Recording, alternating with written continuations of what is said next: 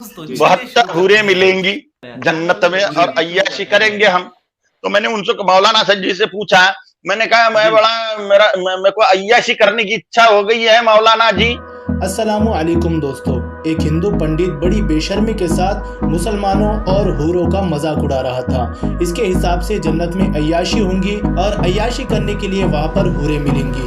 अफसोस ये है दोस्तों कि ऐसे बेहुदा सवालों का जवाब भी उलमाए किराम को देना पड़ता है। दोस्तों इस वीडियो में हम इस हिंदू पंडित के सवालात को सुनेंगे और साथ ही साथ इसका जवाब भी देखेंगे कि मुफ्ती यासीर नदीम अल वाजिदी साहब ने इसको किस तरह से हैंडल किया। दोस्तों इस वीडियो में हम इस हिंदू पंडित को भी सुनेंगे, इसके सवालात को भी सुनेंगे और मुफ्ती यासीर नदीम अल वाजिदी साहब ने इसका क्या जवाब दिया है ये भी आपको पता चल जाएगा। तो आप लोग वीडियो को एंड तक देखिए। तो चलिए वीडियो को शुरू करते हैं।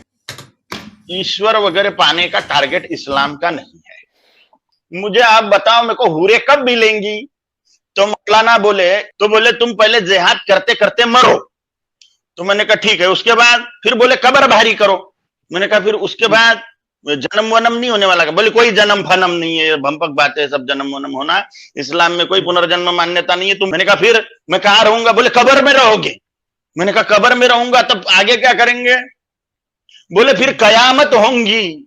मैंने कहा कब होगी? बोले उसको 2-4 लाख साल टाइम है अभी। तो मैंने कहा 2-4 लाख साल कब्र में रहूंगा, वहां बिच्छू मेरे को खाएंगे, खाएंगे मेरे को? तो बोले हाँ, तब तक के तुम्हें कब्र भारी करनी है, वहां पे सड़ना है, और उसके बाद में 2-5 लाख साल बाद जब कयामत होंगी तब अल्लाह सबको उठाएगा और फिर 72 अता करेगा। मैंने कहा नहीं होना, नहीं होना, कौन सड़े वहां पे कब्रों में। अच्छा ठीक है, ये पूछ रहा जी था फरमाइए। सर, ये जो 72 हुरों वाला मसला है ये क्या होता है? आपको चाहिए? हाँ, चाहिए ना। चाहिए, उसके लिए आपको कलमा पढ़ के शहीद होना पड़ेगा, एकदम मिलेंगी। तो उसमें क्या क्या मिलती है, वही पूछना था। 72 मिलेंगी आपको, तो 2 भी मिल जाए वो बहुत है, हम तो 72 दे रहे हैं। इस वक्त डिस्काउंट रेट चल रहा है, कलमा पढ़िए, शहीद हो जाइए और फौरन मिलेंगी। नहीं तो उसकी कोई गारंटी थोड़ी है। गारंटी है, बिल्कुल गारंटी है। अगर आप शहीद हो जाए ना अल्लाह के रास्ते में, गारंटी है। बोलिए तैयार है? कैसे गारंटी आप मान सकते हैं? आप तो शहीद हुए नहीं अभी तक, जानते नहीं। हमें नहीं चाहिए ना 72। जब हमें चाहिए होंगी शहीद हो जाएंगे, जब चाहिए होंगी तो हम शहीद हो जाएंगे। लेकिन फिलहाल चूंकि आपको चाहिए, आप हमसे पूछने के लिए आए, तो हमने आपको तरीका बता दिया। और अगर आपको यकीन नहीं है कि नहीं मिलेंगी तो आप सवाल ही गलत कर रहे हैं। क्यों कर रहे हैं सवाल जब आपको पता है कि नहीं मिलने की किसी को भी? नहीं तो क्यों? इस्लाम में कई जगह ऐसे आता है कि सुनने में आता है। अब हमने पढ़ा तो सुनने में नहीं, आता है ना, इसलिए मैं आपसे पूछ रहा हूँ। तो हमने बताया ना कि इस तरीके से मिलती है, ये उसका प्रोसीजर है। अब आप बताइए उसमें प्रॉब्लम क्या? आपको उसको प्रोसीजर, ये तो आप प्रोसीजर को गलत कहिए, या ये कहिए कि नहीं 72 हूरें मिलना जो है वो मुझे समझ में नहीं आ रहा है, मैं नहीं मानता, नहीं मिलेंगे तो नहीं मानते, कोई बात नहीं जी। मैं आपसे पूछना चाह रहा हूँ कहाँ लिखा है। अच्छा, अगर मैं आपको बता दूं कि यहाँ लिखा है तो आप मानेंगे? अब आपकी किताब में लिखा है तो समझ जाएंगे कि हाँ यार यहाँ लिखा हुआ है, इसलिए आप लोग मानते हैं ऐसा। तो आप मानेंगे? अगर मैं लिखा हुआ कहीं बता दूं 72, 75 कुछ भी बता दूं, तो आप मान लेंगे कि हाँ ये बिल्कुल ठीक लिखा है? वही तो मैं देखना चाहता हूँ कहाँ लिखा है। अच्छा, अगर मैं आप मुझे कह दें कि मैं मान लूंगा कि ये बिल्कुल ठीक लिखा है, मैं अभी दिखाता हूं। हाँ दिखाइए ना, दिखाइए। नहीं, पहले आप ये कहिए कि मैं मानूंगा कि वो ठीक लिखा है, तो मैं दिखाऊंगा। मानूंगा मतलब इंसेंस क्या? मानूंगा इंसेंस कि हाँ मुझे पता चले कि हाँ आप लोग में ऐसा होता है कि हाँ ऐसा ऐसा मिलेगा। तो अगर आपको मानना ही नहीं है तो फिर आपको लिखा हुआ दिखाने की क्या जरूरत है? मेरा कहना ही काफी है। मतलब पता भी नहीं चलना चाहिए कि कहाँ लिखा हुआ है। देखिए एक बात बताइए। अच्छा एक मिनट चलिए, ये तो हुआ आपके साथ मजाक। अब असल मुद्दे पर आ जाएं। आपको हूरों से प्रॉब्लम है? नहीं प्रॉब्लम नहीं, जानकारी चाहिए कि यार ये ऐसा चीज होती नहीं है क्या? ये जानकारी क्यों चाहिए आपको? मैं हाँ। थोड़ा पूछ लेता हूँ। अच्छा चले, आपको 72 हूर नहीं चाहिए तो आपको 1000 हूर चाहिए? 1000 नहीं, पहले 72 का तो निर्णय हो जाए कि कहाँ मिले। वो तो आपको नहीं चाहिए, वो तो पता चल गया ना। तो अब हम 1000 पे आ जाते हैं। 1000 पे बात कर ले। पहली बात तो हम देखिए मुझे चाहिए तो एक ही नहीं, एक भी नहीं, लेकिन जो अच्छा आपको एक भी होनी चाहिए? नहीं है। अरे साहब आपको भी पता है कि नहीं मिलती हैं। नहीं, एक मिनट, मिलती नहीं मिलती बात की बात है, आपको चाहिए कि नहीं चाहिए?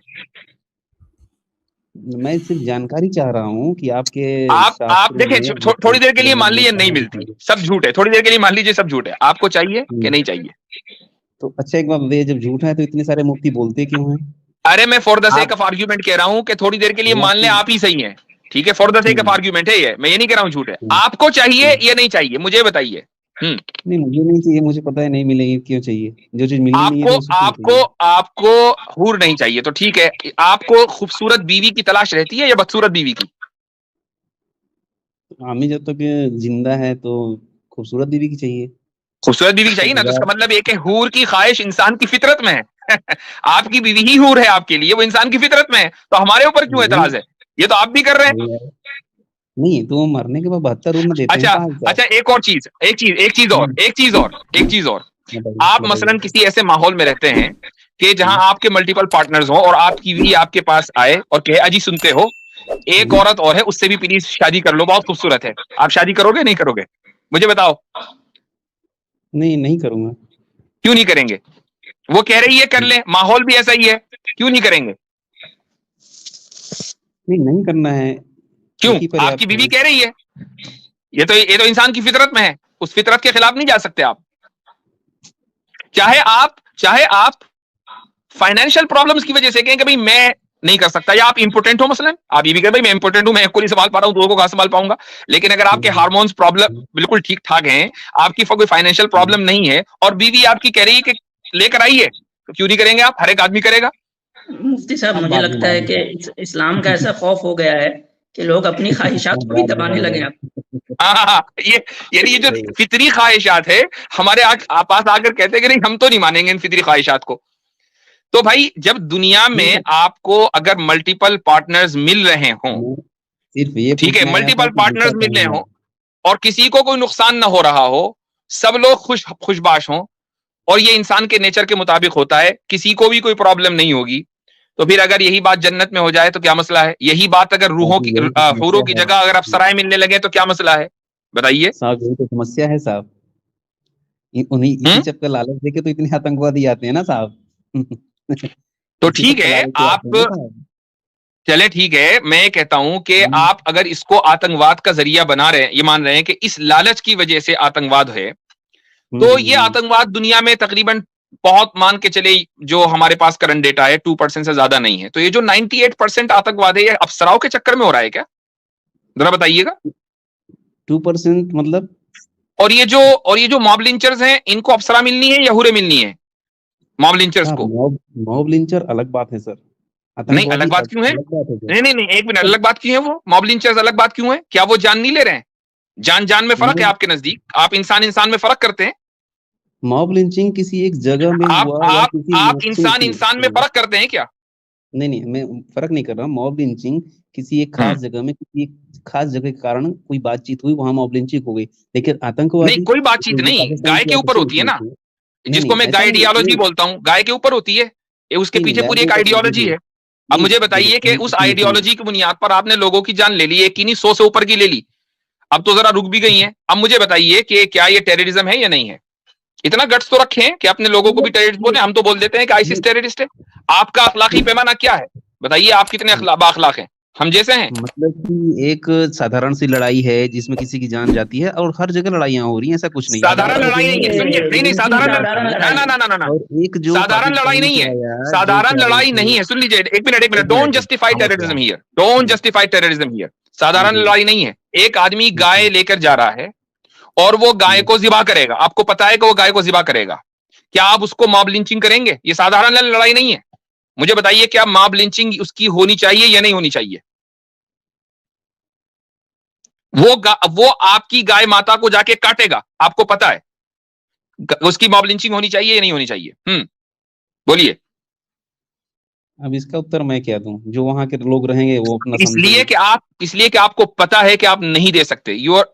आपको आप लोगों का जमीर बिल्कुल मुर्दा हो चुका है कि आप एक जुर्म को जुर्म कहने के को नहीं कहते। जब फंस जाते तो आप खामोश हो जाते हैं, ये स्टीम छोड़कर भाग जाते हैं। अगर जुर्म हो रहा है, देखिए, हम लोगों की तरह जिगरा रखिए, हम आईसिस को, शबाब को, और पता नहीं कितनी टेररिस्ट ऑर्गेनाइजेशन है, उनको टेररिस्ट बोलते हैं धड़ल्ले से, उनके खिलाफ फतवे देते हैं। आप लोग बोलकर दिखाइए अखलाकी तौर पर, अगर आपके अंदर जुर्रत है कि जो मॉब लिंचर्स हैं वो टेररिस्ट हैं। फतवे देने से क्या फर्क पड़ता है उनको? आए दिन डेली आप घटनाएं हो रही कम से कम हमारे अंदर इतने अखलाक और इतना ज़मीर तो जिंदा है ना कि हम अपने लोगों की गलती को गलती कह रहे हैं। आप अपने लोगों की गलती को गलती कह रहे हैं। वो आतंकवादी बोलिए, बने क्यों? आप अपने गलती को, मैं ये कहता हूं कि मॉब लिंचर्स बने क्यों? गाय की वजह से बने ना, गाय की आइडियोलॉजी की वजह से बने ना। ये गाय की आइडियोलॉजी कहां से आई? मतलब आप 1-2 हत्याएं अगर करनी होगी तो उसको आतंकवाद से, सुनिए, अगर 1-2 मैं कहता हूं कि एक हत्या हो कि 100 हत्या हो, 1-2 हत्याएं आपके लिए बराबर है। मैं कहता हूं कि एक हत्या हो, एक तो 1-2 हत्याएं नहीं। हाँ, डेटा निकालिए भाई, डेटा निकालिए, मॉब लिंचिंग का डेटा निकालिए। 2022 में कितने लोग इंडिया में, सिर्फ इंडिया की बात कर रहे हैं, इंडिया में जो है वो टेररिस्ट अटैक में मारे गए हैं, और कितने लोग जो है वो लिंचिंग के थ्रू मारे गए हैं? डेटा निकालिए, देखते हैं। आप तो टेररिज्म को यानी कि ये कर रहे हैं कि मॉब लिंचिंग को आप टेररिज्म की आड़ में आप मॉब लिंचिंग को जस्टिफाई कर रहे हैं। अब दोनों का डेटा लेके आइए। अभी इधर उधर मत भागिए ना, अभी हम कंपेयर कर लेते हैं ना, अभी हम डेटा कंपेयर कर लेते हैं ना, एक तो डेटा निकाल लेते हैं उसका। चले जी, हाँ भाई, तो क्या है आपके पास है आसिम भाई, कोई डेटा है आपके पास? जी बिल्कुल डेटा है, बस 2 मिनट दीजिए, मैं टेररिज्म का डेटा निकाल चुका हूँ, लिंचिंग का डेटा। हाँ भाई, तो इतने डेटा आ रहा है राज साहब, अगर मैं कहता हूं थोड़ी देर के लिए मान लिया एक ही हत्या हुई है, for the sake of argument, हम तो एक हत्या और 100 हत्या में फर्क ही नहीं करते। एक इंसान का हत्यारा भी गलत, 100 इंसान का हत्यारा भी गलत। अब मुझे बताइए कि आप उस एक मॉब लिंचिंग को, जिसको आप जानते हैं, आप उन मॉब लिंचर्स को टेररिस्ट कहेंगे? बोलिए। वो टेररिस्ट हैं, आपको लगता है? हाँ, बिल्कुल टेररिस्ट है। आपको क्यों नहीं लगता? आपका जमीर कहां चला गया? मैं ये पूछ रहा हूं, किधर है आपका जमीर भाई? क्यों आप इंसानों के दरमियान फर्क करते हैं महज इसलिए कि वो सनातनी है और ये मुसलमान है? क्यों आप मुसलमानों को समझते हैं कि ये सेकंड क्लास हैं, और जब चाहे आप इनकी मॉब लिंचिंग कर दें, और उन मॉब लिंचर्स को आप न सिर्फ ये कि जस्टिफाई करें, बल्कि उनको जेलों से निकाल कर लाएं, उनके गले में माला डालें? ये आपकी अखलाकियात है, ये आपकी मोरालिटी है, and you are talking about terrorism here. मतलब कि आप टेररिज्म को पूरा सपोर्ट करते हैं? मैं नहीं कर रहा हूं, आप कर रहे हैं। मैं नहीं कर रहा हूं भैया, आप कर रहे हैं टेररिज्म की आड़ लेके।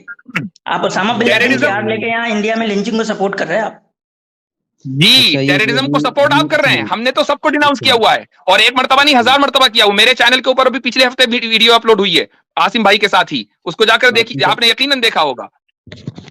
आपके हिसाब से ये वही थे, ये राज भाई थे जो क्वेश्चन पूछा था ना, वो ये राज साहब ही थे। वो कन्हैयालाल भी सही? अच्छा, राज साहब ही थे, दोबारा आ गए फिर। कन्हैयालाल के साथ भी सही हुआ होगा, वो जो महाराष्ट्र में, वो भी सही हुआ होगा आपके साथ? मैं कहता हूं जो हुआ है महाराष्ट्र में हुआ, राजस्थान में हुआ, फला के साथ हुआ, हम तो सबको गलत कहते हैं। आप बोलो मॉब लिंचिंग टेररिस्ट है कि नहीं है, मॉब लिंचर्स टेररिस्ट है कि नहीं? हम तो कहते हैं कि टेररिस्ट है, आप बोलो टेररिस्ट है कि नहीं? हम कहते हैं जहां गलत हो रहा है वो गलत है। नहीं, मॉब लिंचर हम ये कहते हैं कि राजस्थान में जो हुआ गलत हुआ, वो लोग हत्यारे हैं, हम उनको टेररिस्ट भी कहेंगे। आप बोलो टेररिस्ट है कि नहीं? हम टेररिस्ट उनको इसलिए हम नहीं मानते हैं। क्यों नहीं मानते हैं?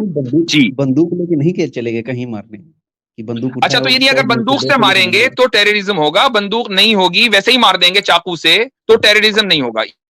ये फर्क है, बंदूक का फर्क है। आप क्या है कि आप बातों को घुमाना अच्छी तरीके से जानते हैं।